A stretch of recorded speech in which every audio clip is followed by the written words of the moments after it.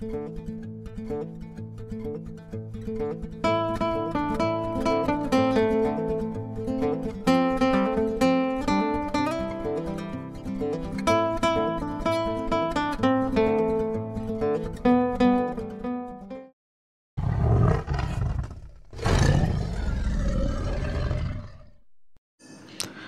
జటా అని చెప్పి రెస్టారెంట్ చూపిస్తున్నారు అనుకుంటున్నారా?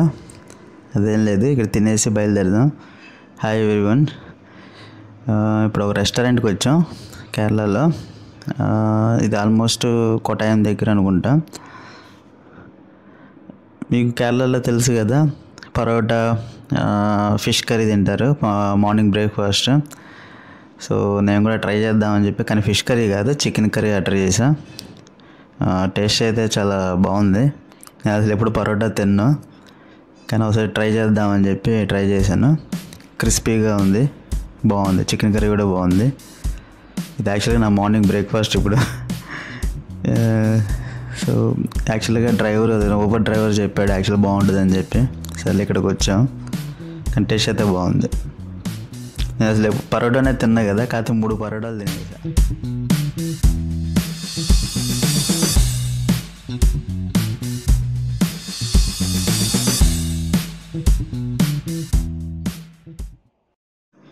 కేరళ అంటేనే నేచరు, ట్రీస్, హౌసెస్, రోడ్స్. కానీ హైవేస్ ఒక్కటే కొంచెం ప్రాబ్లం ఉంటుంది, మామూలు రోడ్స్ అనేవి బాగుంటాయి. మొత్తానికి జటాయి వచ్చేసాం. మీరు చూసారు కదా కాస్ట్, ఇక్కడ చూపిస్తాను ఈ డూస్ అండ్ డోంట్స్. సో 354. ఇక్కడ మీరు ప్రైసెస్ చూసారు కదా. నడుచుకుంటూ వెళ్తున్నాము అంటే వాక్వే అయితే మీకు 354 రూపీస్ పడుతుంది. అదే మీరు అది వద్దనుకుంటే కేబుల్ కార్ వెళ్ళచ్చు. కేబుల్ కార్ అయితే మీకు 610 రూపీస్ పడుతుంది. సో కేబుల్ కార్ టికెట్ మీకు ఫస్ట్ ఫ్లోర్లో ఇస్తారు. ఇక్కడ తీసేసుకుని ఇంకా నెక్స్ట్ ఇక్కడ ఒక రెస్టారెంట్ కూడా ఉంది, చూడొచ్చు మీరు. ఇక్కడ మీరు ఆకలి అయితే ఫుడ్ కానీ ఎనీథింగ్, మీకు కాఫీ, టీ, వాటర్ అన్నీ ఇక్కడ దొరుకుతాయి. కాసేపు రెస్ట్ తీసుకుని తినేసి బయలుదేరచ్చు.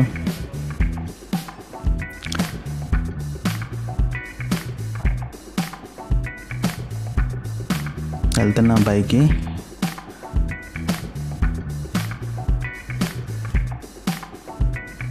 ఆల్రెడీ పెద్ద క్యూ కూడా ఉన్నట్టుంది.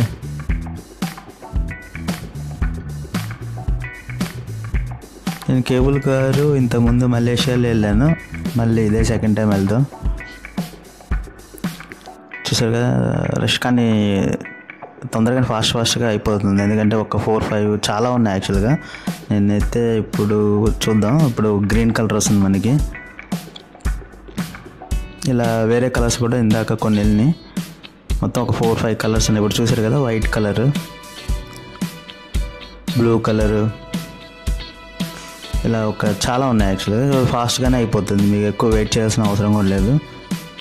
చూద్దాం నెక్స్ట్ ఎక్కేసి వ్యూ ఎలా ఉందో. సూపర్, చాలా స్మూత్గానే వెళ్తుంది.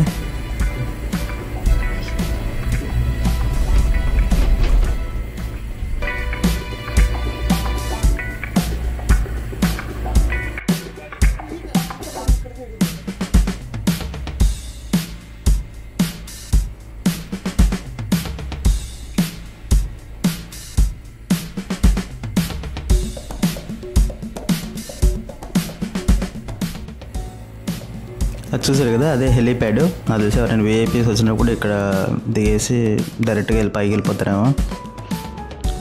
మొత్తానికి వచ్చేసాం పైకి. Jatayu earth centre. దీనికి గిన్నీస్ వరల్డ్ రికార్డు కూడా వచ్చింది. ఎందుకు అంటే పెద్ద పక్షి స్కల్ప్చర్ అనమాట. స్కల్ప్చర్ ఇంత పెద్దది ఇప్పటిదాకా ఎవరు చేయలేదు పక్షిది. ఇది జటాయు ఎర్త్ సెంటరే ఫస్ట్ టైం. సో అందుకని గిన్నీస్ వరల్డ్ రికార్డులో the biggest and largest bird స్కల్ప్చర్గా గిన్నీస్ వరల్డ్ రికార్డు వచ్చింది.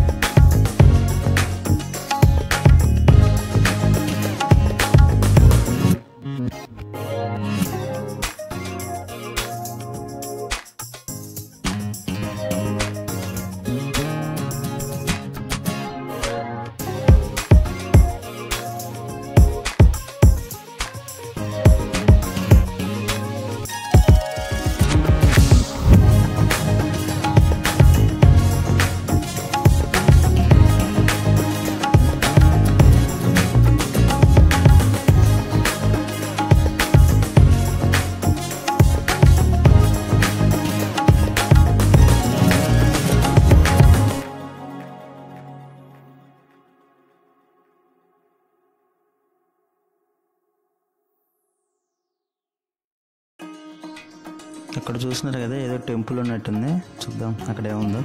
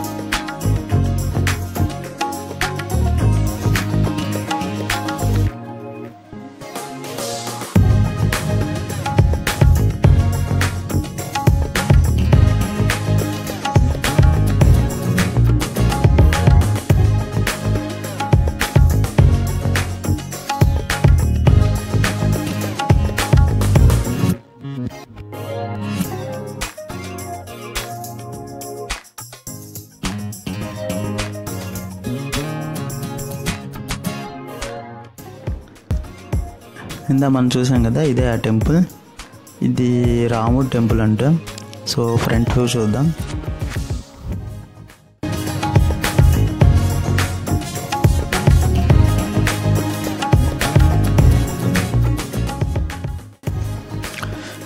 రాముడు టెంపుల్ వచ్చాం, ఫ్రంట్ వ్యూ. ఇక్కడ చూస్తే జై హనుమాన్ విగ్రహం ఉంది, కరెక్ట్గా ఎగ్జాక్ట్గా రాముడు టెంపుల్ ఆపోజిట్. చూసారా, జై హనుమాన్ విగ్రహం, వీర హనుమాన్ స్వామి.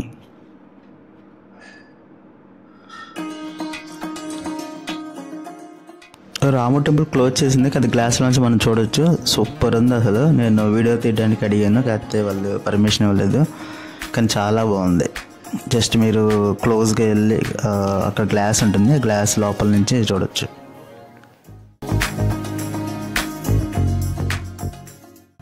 And Holi foot print of lord Srirama. ఇది వేరే వాళ్ళు దగ్గర నుంచి తెచ్చుకున్నారు, ట్రావెన్కోర్ నుంచి డొనేట్ చేశారు వాళ్ళు. సో ఇక్కడ పెట్టారు అది.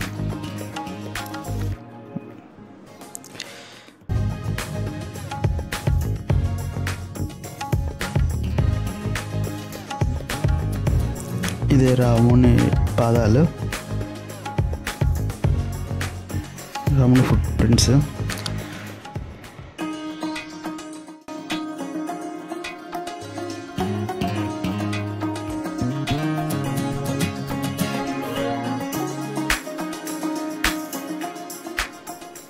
ఈ జటాయికి రామాయణంలో స్టోరీ కూడా ఉంది. సీతని రావణాసుడు తీసుకెళ్ళినప్పుడు అది సేవ్ చేయడానికి ట్రై చేస్తుంది.